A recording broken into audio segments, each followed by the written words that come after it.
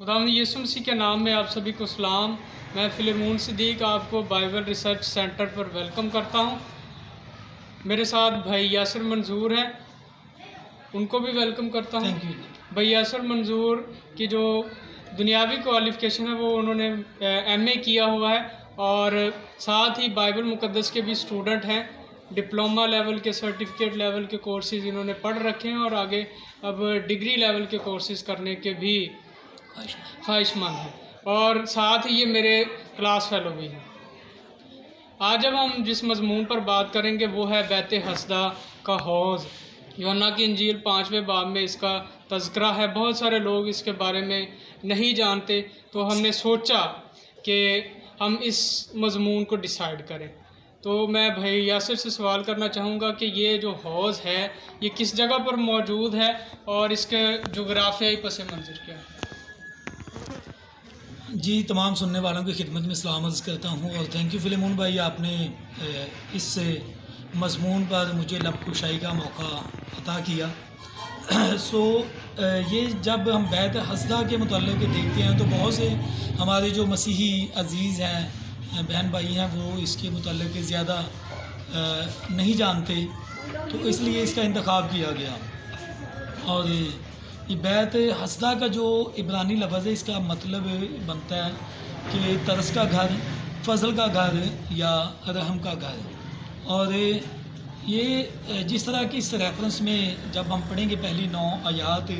5ویں باب کی، تو وہاں پر اس بات کا تذکرہ بیان کیا گیا ہے کہ عید کے موقع پر یسوع یروشلم کو گیا۔ تو یہ موقع ہے جو یہ عید کا ہے، اور علماء کے نزدیک یہ عید فصح ہے، اور عید فصح میں شمولیت کے لیے خداوند یسوع مسیح یروشلم میں گئے ہیں، اور یہ یروشلم میں بیت حسدہ کا جو حوض ہے یہ موجود ہے۔ اور اس کی جو جگہ ہے، اگر ہم اس کا جغرافیہ دیکھیں تو جب ہم داخل ہوتے ہیں تو ہیکل ہے، اور ہیکل کے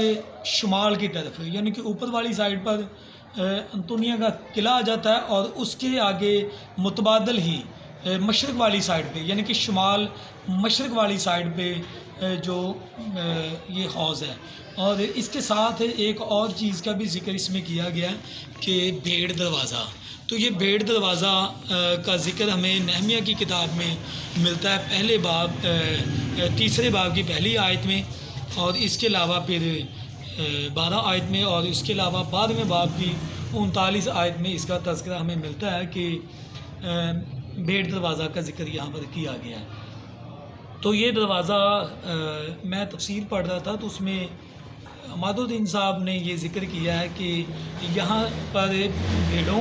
اور بیلوں کو قربانی کے لیے جو لائے جاتے تھے، اس دروازے سے ان کو داخل کیا جاتا تھا، اور پھر ہیکل میں قربانی کے لیے پیش کیا جاتا تھا۔ تو یہ حوض کا اگر ہم سین اس کا کریٹ کریں اپنے سامنے، تو یہ بنتا ہے کہ ہیکل ہے، اور اس کے سامنے انطونیہ کا قلعہ ہے، اور اس کے متبادل مشرق والی سائڈ پہ یہ جگہ ہمیں ملے گی۔ تو یہ اس جگہ پر اس کا مقام بنتا ہے، اور موقع جب ہم دیکھتے ہیں تو یہ عید فصح کا موقع ہے، اور یروشلم میں خداوند یسوع مسیح عید فصح میں شامل ہونے کے لیے گئے ہیں۔ جی جی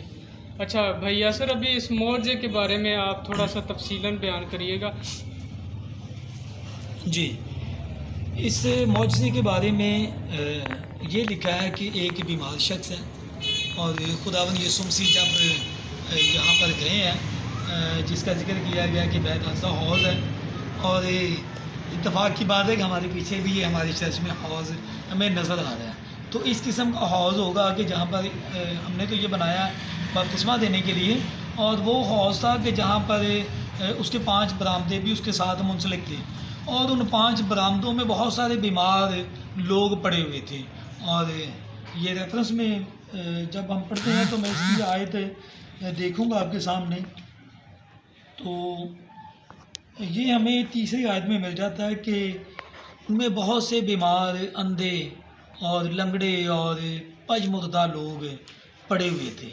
اور وہ اس بات کے انتظار میں تھے کہ پانی جب اس حوض کا ہلے، اور کوئی بھی بیمار اس میں جب ڈالا جاتا ہے تو وہ اس کو شفا مل جاتی ہے۔ تو اس حوالے میں جو ایک شخص کا ذکر ہے، اس کی بیماری کی مدت ہمیں نظر آتی ہے 38 برس۔ تو 38 برس کا وہ بیمار شخص ہے اور وہ پانی کے ہلنے کا منتظر ہے، اور وہاں پر خداوند یسوع مسیح آتے ہیں اور پھر وہ اس شخص سے مکالمہ ہوتا ہے، اور اس کی جو حالت ہے وہ جس طرح ہمیں نظر آتی ہے کہ 38 برس کا وہ بیمار ہے۔ تو خداوند یسوع مسیح کی جو بشری زندگی ہے وہ یہ خدمت کا جو سال ہے نا، یہ خداوند یسوع مسیح کی خدمت کے سال کو 3 حصوں میں ڈیوائڈ کیا جاتا ہے، 3 سال۔ پہلا ہے تیاری کا سال، اور دوسرا ہے مقبولیت کا سال، اور تیسرا ہے دکھوں کا سال۔ تو یہ مقبولیت کا سال ہے، یعنی کہ اس وقت خداوند یسوع مسیح کی جو بشری عمر ہے، جو انہوں نے جسم کو اختیار کیا، تو یہ 31 برس کے قریب ہو گئے، اور یہ جو شخص ہے یہ اس سے بھی 7 سال پہلے کا بیمار ہے۔ تو ہم اس کا اندازہ یہ کر سکتے ہیں کہ غالباً یہ ہو سکتا ہے جوانی میں ہی یہ بیمار ہو گیا ہو، یا اس کے بعد یہ کوئی 35-40 میں اگر یہ بیمار ہوا ہوگا، نوجوانی کے بعد اور جوانی کے بعد بھی، تو ابھی اس کی عمر ہے تقریباً یہ بڑھاپے میں پہنچ گیا ہوگا۔ تو خداوند یسوع مسیح کی جو بشری زندگی ہے اس سے پہلے کا یہ 7 سال پہلے کا یہ بیمار شخص ہے، اور یہ پڑا ہوا ہے۔ اور پھر یہاں پر ہمیں یہ بڑا ہی بے بس نظر آتا ہے کہ اس کے پاس کوئی ہے نہیں ہے، اور جب خداوند یسوع مسیح اس کے پاس جاتے ہیں تو اس سے سوال کرتے ہیں کہ تو تندرست ہونا چاہتا ہے؟ تو اس کا ایک ہی جواب ہے کہ میرے پاس کوئی ہے ہی نہیں ہے۔ تو وہ اس بات کا بیان کرتا ہے کہ میرے پاس کوئی ہے نہیں ہے، اگر کوئی ہو تو وہ مجھے اس حوض میں ڈالے یا پانی ہلے تو میں یقیناً شفا پا سکتا ہوں۔ اور یہ مفلوج ہے، کیونکہ اس کی اس بات سے اندازہ کیا جا سکتا ہے کہ وہ اپنے آپ حرکت نہیں کر سکتا، تو اس کا مطلب اس کو فالج ہے، اور وہ 38 برس سے وہاں پر پڑا ہوا، اور اس کو کوئی اٹھا کے پانی میں نہیں ڈالتا۔ جی یہ ہے۔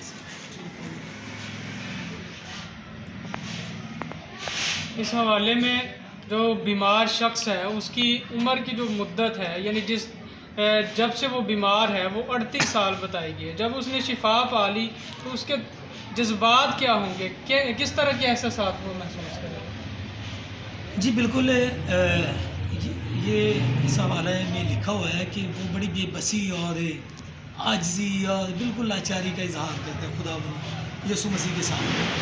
وہ بیان کر رہا ہے کہ میرے پاس کوئی ہے ہی نہیں۔ تو اس بات سے ہم یہ اندازہ کرتے ہیں کہ اس کے جو عزیز و غارت تھے، اس کے بہن بھائی تھے، وہ سب اس کو چھوڑ گئے ہیں، اور وہ ابھی اپنی بیماری سے لڑتے لڑتے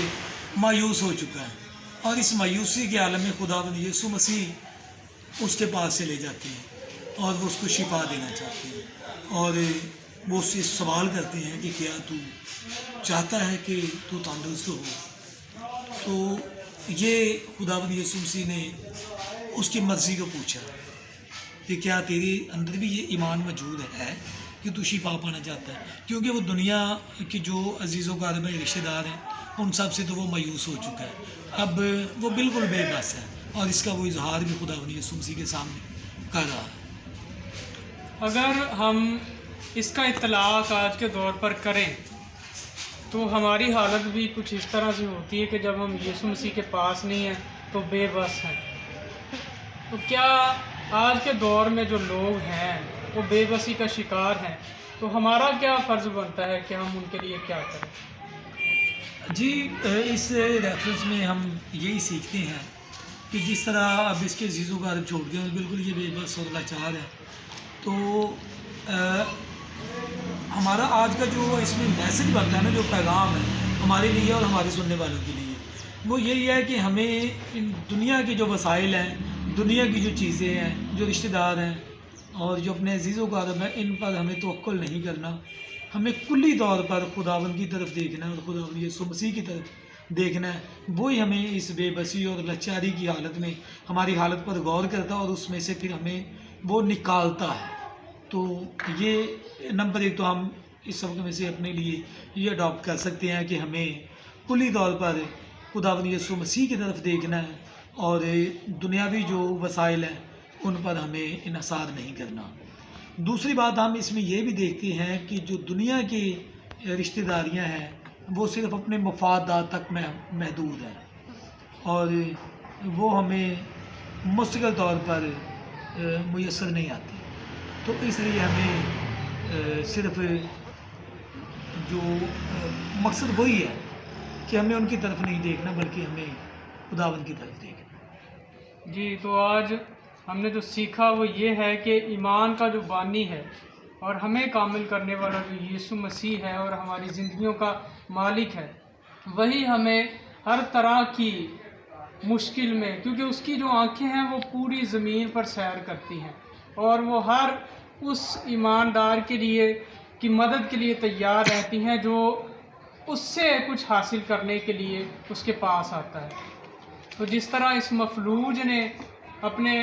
احساسات بتائے کہ میرے پاس کوئی ہے نہیں ہے، ہمارے میں بھی بہت سارے لوگ ایسے ہیں کہ کوئی ذریعہ جو ہے وہ ان کے پاس نہیں ہے، لیکن پھر بھی خداوند یسوع مسیح ایک ایسا ذریعہ ہے جو تمام تر ایسے کام جو ممکن نہیں ہیں